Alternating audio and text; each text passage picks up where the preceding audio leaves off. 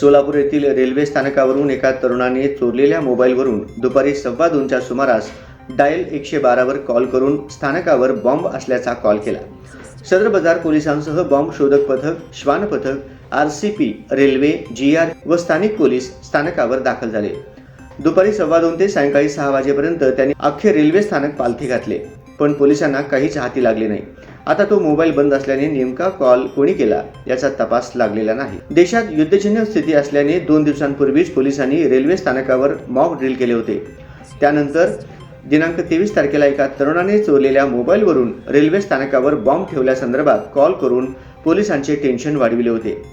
Dial 112 वर केलेला call सुरुवातीला सलगर वस्ती पोलिसांना मिळाला, पण रेल्वे स्थानकाची हद्द सदर बाजार पोलिसांची असल्याने तो कॉल तसाच संबंधितांना देण्यात आला। त्यानंतर शहर पोलिसांचे बॉम्ब शोधक पथक, श्वान पथकासह सर्वच यंत्रणा स्थानकावर पोहोचली।